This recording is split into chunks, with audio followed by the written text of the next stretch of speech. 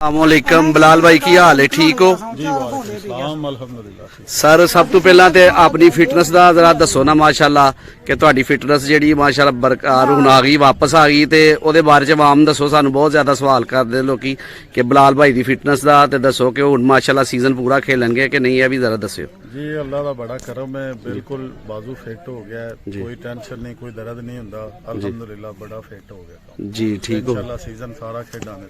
ते मुकम्मल सैटिंग माशाल्लाह तुहाडी इस वक्त मौजूद है इस मैच भी जी जी इंशाल्लाह आज भी सारी टीम है तो इंशाल्लाह जिन्ना चिर खेलना है समोट क्लब की तरफों उन्ना चिर ही खेलना, बाद च नहीं खेलना। आज भी टीम इंशाल्लाह पूरी है तो मैच अच्छा खेडे दी आम रूटीन च भी अगे भी साडी टीम अच्छा खेड रही है। ते आज मैच कितना ਤੁਹਾਡਾ ਜਨਾਬ ਕਿਹੜੇ ਕਲੱਬ ਨਾਲ ਮੈਚ ਜ਼ਰਾ ਵੀ ਨਵੀਦ ਵੜਾਇਆ ਸ਼ਰਾਂ ਨਾਲ ਮੈਚ ਹੈ ਸਾਡਾ ਜੀ ਲਾਡੋ ਹਰੀ ਤੇ ਬਾਕੀ ਸੇਲ ਗੁੱਜਰ ਇਸ ਤਰ੍ਹਾਂ ਗੱਲ ਕਰਨਾ। ਤੇ ਅੱਜ ਦੇ ਮੈਚ ਤੇ ਤੁਹਾਨੂੰ ਕਿਹਨਾਂ ਸਪਾਂਸਰ ਕੀਤਾ ਜੀ, ਕਿਹਨਾਂ ਬੁਲਾਇਆ ਜਰਾ ਉਹਨਾਂ ਦਾ ਨਾਮ ਵੀ ਜਰਾ ਆਵਾਮ ਦੱਸੋ ਜੀ ਅੱਜ ਦੇ ਸਾਨੂੰ ਰਾਜਾ ਅਜਮਲ ਸਾਹਿਬ ਨੇ ਉਹਨਾਂ ਸਾਨੂੰ ਇਨਵਾਈਟ ਕੀਤਾ ਤੇ ਉਹਨਾਂ ਦੇ ਹੱਥ ਵਿੱਚ ਆਏ ਹਾਂ ਜੀ ਠੀਕ ਹੋ ਗਿਆ। ਤੇ ਆਇੰਦਾ ਜਿਹੜਾ ਸੀਜ਼ਨ ਹੈ ਤੁਸੀਂ ਮੁਕੰਮਲ ਜਿਹੜਾ ਨਾ ਖੇਲੋਗੇ ਇਹਦੇ ਬਾਰੇ ਚ ਵੀ ਜਰਾ ਅਪਡੇਟ ਕਰ ਦਿਓ ਜੀ ਇੰਸ਼ਾਅੱਲਾ अल्लाह लो सेहत तंदुरुस्ती रही तो इंशाल्लाह सारा सीजन की जिन्ना चिर सेहत तंदुरुस्ती है खेडां दे इंशाल्लाह सारा। ਤੇ ਬਿਲਾਲ ਭਾਈ ਤੁਸੀਂ ਕੈਮਰੇ ਜ਼ਰਾ ਪਿੱਛੇ ਪਿੱਛੇ ਰਹਿੰਦੇ ਇਹਦੀ ਕੀ ਵਜ੍ਹਾ ਜ਼ਰਾ ਵੀ ਦੱਸੋ ਨਾ।